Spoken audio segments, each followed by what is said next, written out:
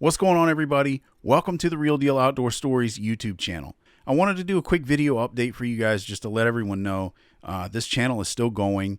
Right now, there's a lot of stuff going on. I have taken on a new project and I'm producing a full-on cooking show for a friend of mine. And we've been doing that now for a little over a month. And I wanted to let you guys know there hasn't been any content added to the channel really in the last month or so because of that. It's been taking up quite a bit of time, and I really love working on this project, so I'm not going to drop it to do this. You know, I've been posting little updates and stuff on the community page, just going on there and leaving little messages for you guys to let you know what's going on and kind of keep you updated with the process. And you know, some of you guys have been, you've been vocal about not being happy about it, and some of you guys are really cool about it. And look, it's one of those things where I've got a family to take care of. I've got financial obligations, and this is a paying gig. This is a job. What I'm doing here is fun, and it's great, and I'm glad that you guys love it. But work is always going to take precedence over what I'm doing here. At least until this really takes off and gets going really well. I don't feel the need to really explain myself too much where that's concerned. I think everybody kind of, most people understand, you got to make money to survive. It is what it is. But I've really been enjoying that project, and I'd really appreciate if some of you guys would go over there and check that out. It's called The Camp and Kitchen. And what we've been doing is a cooking show with a friend of mine. He's a local restaurant owner, and he's been on the Food Network a couple of times, and even took home some money, won a prize on one of those shows. Really, really talented chef, doing a really cool cooking show. He's really funny. It's a great show. I think that it's really going to be a success. I think it's really going to take off, and I'm happy to be there for it. So I'd really appreciate you guys going over there and checking that out. This is a production project where I've done everything full scale. It's not like the videos that I'm doing here where I'm using stock footage and stuff like that. I'm filming, I'm editing, I'm kind of sort of writing in a way because of, I'm putting it together in a certain way. So it's a creative process, and I really enjoy that kind of stuff. And I would love for you guys to go over and check that out. Again, it's called The Camp and Kitchen. We'll leave the link for you guys down in the description so you can go over there and check that out. He's given away a vacation package, or at least a week-long stay at his beach house right here in the Outer Banks. So if that's something that y'all are interested in, definitely get in on that. All you got to do is subscribe. We're going to randomly pick a new subscriber in January. So if that's something that you're interested in, go check that out for sure. But I really appreciate y'all just checking out the videos and leaving some likes and comments and stuff over there so that we can help grow that channel. Really appreciate that. All right, so having gotten that out of the way, I also wanted to address some of the things about the channel itself. There are some people, I think, going through the comment section on the shark video that we did, the Lew Boren story. There are a lot of people that I don't think get what we're doing here. And I didn't really do a intro video where I told everybody kind of, what the deal was with this channel. And so I kind of want to do that now. The main thing that I saw, a lot of the comments that I was seeing coming in about that Lew Boren video was, how could you possibly know that he had an eerie feeling when he was paddling out by himself? He was the only one there. He passed away, and so there's no way for us to know that. Well, listen, this channel is called Real Deal Outdoors Stories. It's not called Real Deal Outdoors Documentaries. When I got into this, I was not interested in doing documentaries. I don't want to be PBS. I don't want to be Discovery Channel. And when you do a story, there's a distinct difference between storytelling and being a documentarian or a reporter. That's not to say that the facts of the case aren't going to wind up in these videos, because they are. I'm not watering down any of the facts about these stories. What you hear coming from me on these videos is coming directly from the newspaper articles that I find in the archives, or in other documentary videos or books. Everything is coming from a reputable source. In this case, most of the stuff came from the Global Shark Attack File. I found that document online. It had all of the pertinent details in there. And for this story, I even went back and I found lots of newspaper articles. There's tons of newspaper articles that are available that you can find and read about this incident. So I cross-referenced everything to make sure that the details were correct. The only discrepancy that I found from the global shark attack file and some of the newspaper articles that I was reading was the size of the shark. Now, we talked a little bit about this in the podcast that I did after that particular video. And I think that the reason that is, this size, this 23-foot size, this 7-meter size was based on an estimate.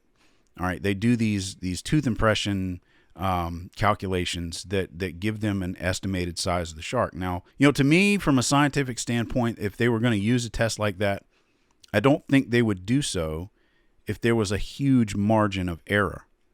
You understand what I'm saying? So if they say that the shark was potentially 7 meters or 23 feet long, okay, I don't think that this method of coming up with a size estimate would be used at all as a scientific tool if the margin of error was more than a couple of feet, if that makes sense. So this shark, I don't believe, would be any less than 21 feet long. And a lot of people took offense to the fact that I said that the shark was 23 feet. Look, that's not coming from me. That's coming from the global shark attack file. And it's based on their size estimate from the tooth impressions that they took off of the board and the wetsuit that they recovered, as well as probably the body, I would imagine.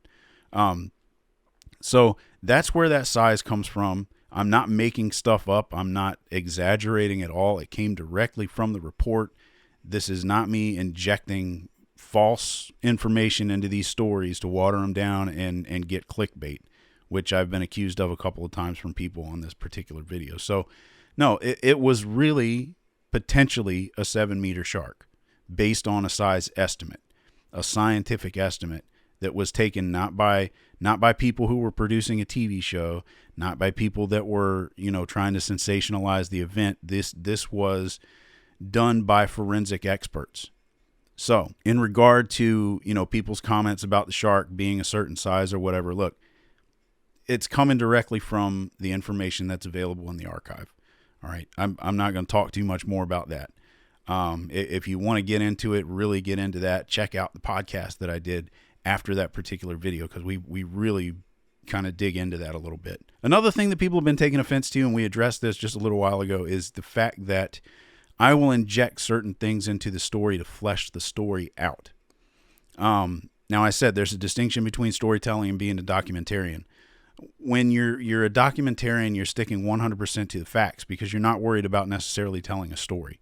A story has a point A and a point B, a beginning, middle, and an end, and you need to be able to flesh that out for people to follow along. All right, the whole purpose of storytelling is to suck the listener or the viewer or the reader into that story, into that, to kind of give them an experience, to emotionally submerge you in this storytelling.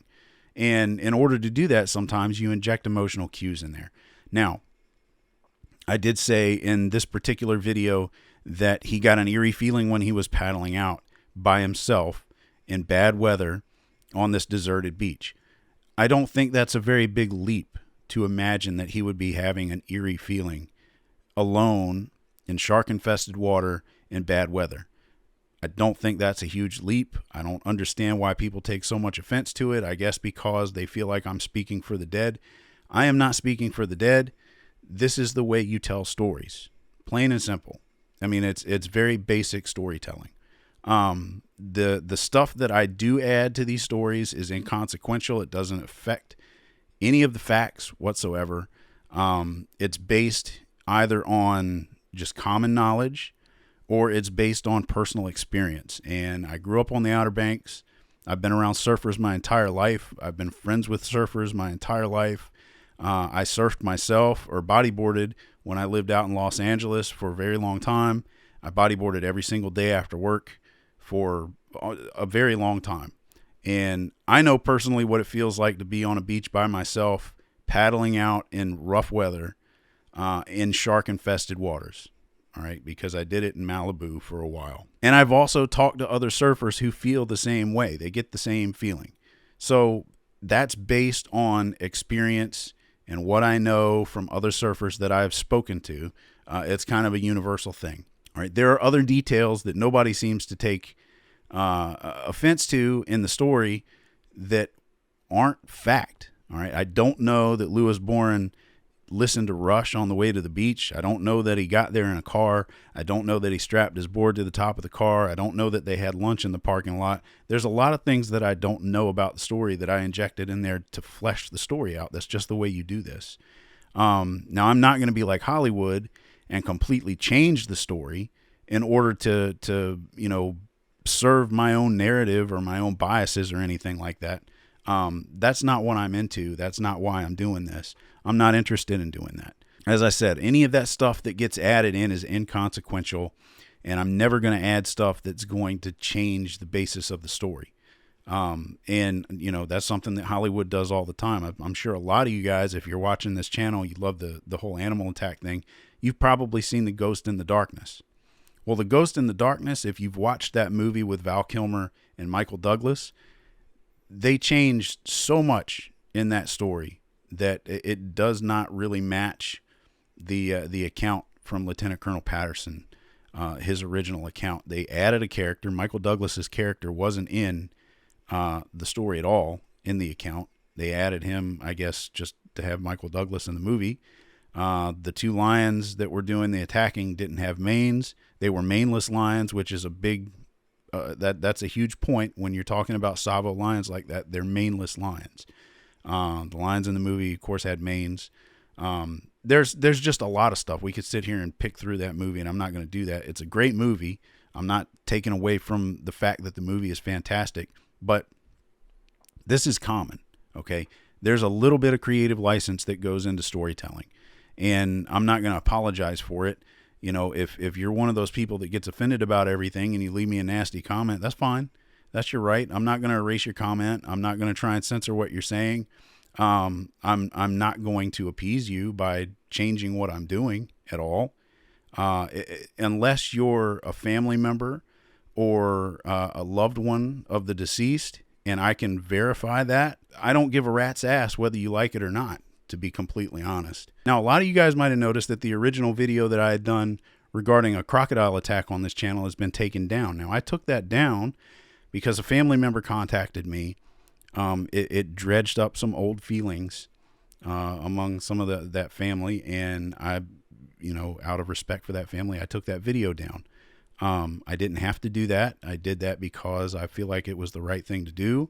I have a lot of compassion for the victims and their families. And, that's the kind of person that I am. That's the kind of person that's running this channel. I'm not doing this to be sensational. I knew there was going to be kind of an ethical component to having a channel like this when I started it up. And so I've been very careful about how I'm doing this. I want to be respectful to the deceased. I want to be respectful to those families. So that's why, if you haven't noticed, none of these videos have gore in them. I'm not going to do that. I'm going to try and present these stories very tastefully. Yes, I'm going to take a little bit of creative license where I'm just sprinkling in some emotional cues and stuff like that to make it interesting for the viewer. But all in all, I would like for these stories to honor the victims and to honor their families. And so I'm trying to be as tasteful as possible when I put these things together. There are certain things that I won't do. I'm trying to stick to older accounts where it's a little less likely maybe that they have a loved one that's going to see this. I'm not going to do stories about people's children, young children that fall victim to animal attacks or anything like that. I don't want to. I never started this channel with the intention of hurting anyone. And so, I'm trying to be very careful about what stories I present and how I present them, if that makes sense to you guys. Now, I do ask that when you leave comments down in the comment section, you be mindful that these are high traffic videos, and the likelihood of someone who loved this person, a family member, girlfriend, a boyfriend, sibling, something, is going to see these videos. So I ask that you be respectful when you leave a comment in the comment section regarding the victim. Now, I'm not going to go down there and police every single one of those comments and erase them. You have the right to say whatever you want. The reason that I ask you to be respectful down there is because I don't want another situation like with the crocodile video where you have a family member who comes in and watches this video and then goes into the comment section and is horrified by all the stuff that people are saying. I know there are a lot of people out there who just don't think about that kind of stuff when they're commenting on a video, and it's important to be mindful, guys.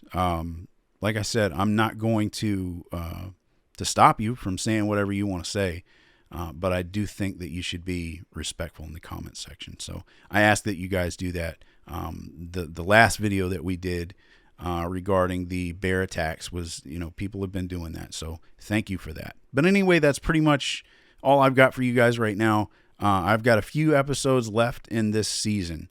I think we've got 3 episodes left to film, and then I'll have a break during the holidays. I'm going to try and pump a few videos out for you guys during the Christmas break, and then we're going to start filming again, I believe, in January or February. So I should have a nice break in there where I'll be able to produce some new videos for y'all, get some new content up here, and feed the need, right? So thank you guys for sticking with me. Thank you for being patient. I know that a lot of people have been getting kind of antsy and wonder why this channel is so slow. Well, all I can say is I'm sorry. It is what it is. There will be more content. Please stick around, and I'll see you all in the next one.